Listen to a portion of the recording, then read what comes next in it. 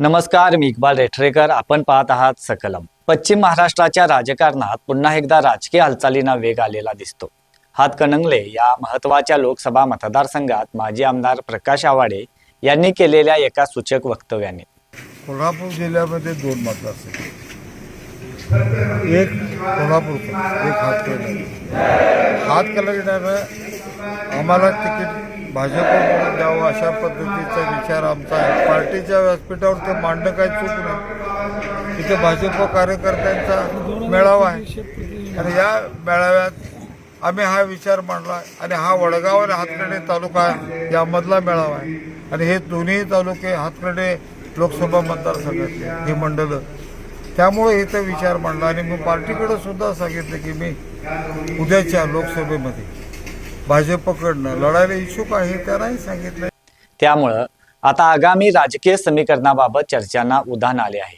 भाजपच्या कार्यकर्त्यांच्या मेळाव्यात बोलताना प्रकाश आवाडे यांनी भाजपने उमेदवारी दिली तर आपण लोकसभेची निवडणूक लढवण्यास इच्छुक आहोत असे स्पष्टपणे सांगितले. विशेष म्हणजे सध्या हा मतदारसंघ शिंदे शिवसेनेकडे असून या ठिकाणी धैर्यशील माने हे खासदार आहेत.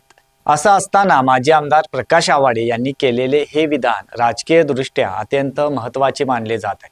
भाजप 2029 ची राजकीय रणनीती आखत आहे की काय असं म्हटलं तर चुकीचं ठरणार नाही. हातकणंगले लोकसभा मतदारसंघाचा विचार केला तर सध्या या मतदारसंघात माने आणि आवाडे हे 2 प्रमुख राजकीय गट मानले जातात. लोकसभा आणि विधानसभा निवडणुकीवेळी या दोन्ही गटाने महायुतीच्या माध्यमातून समझोत्याचं राजकारण केलं. त्यामुळेच हातकणंगले लोकसभा मतदारसंघातून धैर्यशील माने आणि इचलकरंजी विधानसभा मतदारसंघातून राहुल आवाडे विजयी झाले. मात्र प्रकाश आवाडे यांच्या विधानामुळे या मतदारसंघात पुन्हा खळबळ उडाली आहे. आवाडे आणि माने यांच्यात संघर्षाला नव्याने फोडणी मिळणार की काय अशी चर्चा देखील आता सुरू झाली आहे. प्रकाश आवाडे यांचं वक्तव्य म्हणजे त्यामागे मोठे राजकीय गणित दडलेले असल्याचं जाणकारांचे मत आहे.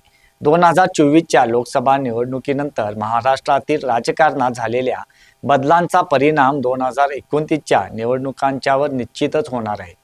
अशा परिस्थितीत हातकणंगले सारख्या मतदारसंघात आधीच उमेदवारीबाबत चर्चा सुरू होणे हे आगामी राजकीय उलथापालथीचे सूचक मानले जात आहे.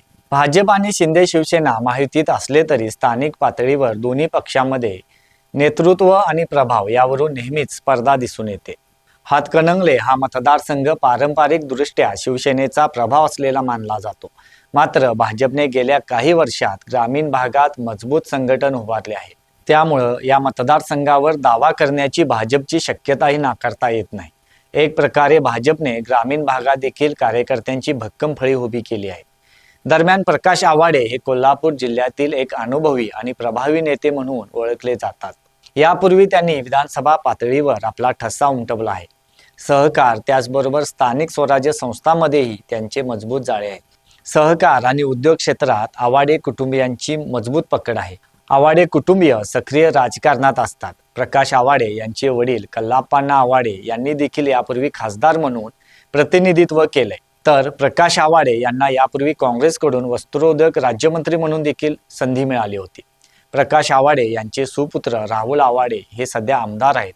आता मात्र प्रकाश आवाडे यांनी भाजपच्या माध्यमातून राष्ट्रीय पातळीवर प्रवेश करण्याचा विचार केल्याचं बोललं जात आहे.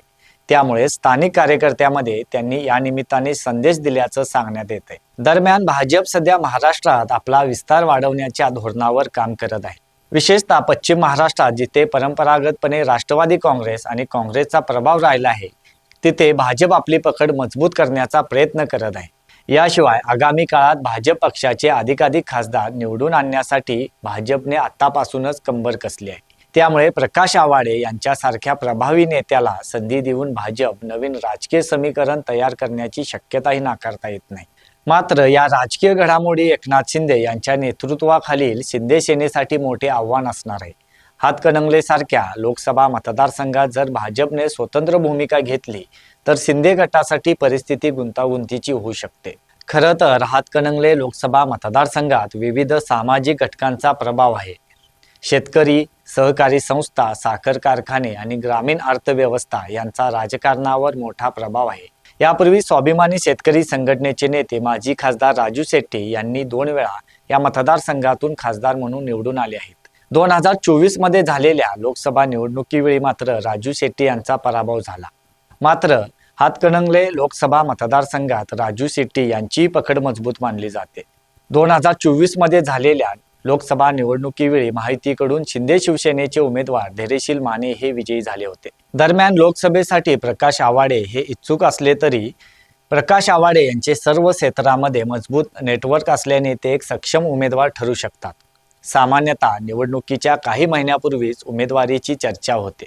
मात्र 2029 सारख्या दूरच्या निवडणुकीबाबत आता चर्चा सुरू होणे हे वेगळे चित्र दाखवते. याचा अर्थ राजकीय पक्षांनी दीर्घकालीन रणनीती आखण्यास सुरुवात केली आहे. त्यामुळं प्रकाश आवाडे यांनी केलेलं वक्तव्य हे अशाच दीर्घकालीन रणनीतीचा भाग असू शकते. त्यांनी कार्यकर्त्यांच्या मध्ये आत्मविश्वास निर्माण करण्याचा आणि स्वतःची दावेदारी मजबूत करण्याचा प्रयत्न केल्याचंही या निमित्तानं सांगितलं जातं. या सर्व घडामोडीवर विरोधी पक्ष देखील बारकाईने लक्ष ठेवून आहेत. काँग्रेस आणि राष्ट्रवादी काँग्रेस सारखे पक्ष या मतदारसंघात पुन्हा आपली पकड मजबूत करण्याच्या प्रयत्नात आहेत. महायुतीमधील अंतर्गत मतभेद वाढल्यास त्याचा फायदा विरोधकांना होऊ शकतो. हातकणंगले लोकसभा मतदारसंघात प्रकाश आवाडे यांनी व्यक्त केलेली इच्छा ही केवळ एक साधी राजकीय प्रतिक्रिया नसून आगामी काळातील मोठ्या बदलांची चाहूल देखील मानली जाते. भाजप आणि शिंदे गटातील समीकरणे, स्थानिक पातळीवरील ताकद आणि 2029च्या निवडणुकांची तयारी या सर्व गोष्टींचा विचार करता हा मतदारसंघ पुढील काही वर्षात महाराष्ट्राच्या राजकारणात केंद्रबिंदू ठरू शकतो. आता मात्र सर्वांचे लक्ष भाजपच्या पुढील निर्णयाकडे लागले आहे. पक्ष आवाडे यांना संधी देतो की युतीच्या राजकारणाला प्राधान्य देतो हे पाहणे देखील महत्त्वाचे ठरणार आहे. मात्र एक गोष्ट निश्चित आहे, हातकणंगलेमध्ये राजकीय हालचालींना वेग आला आहे आणि येणारा काळ अधिकच रंगतदार असणार आहे. धन्यवाद.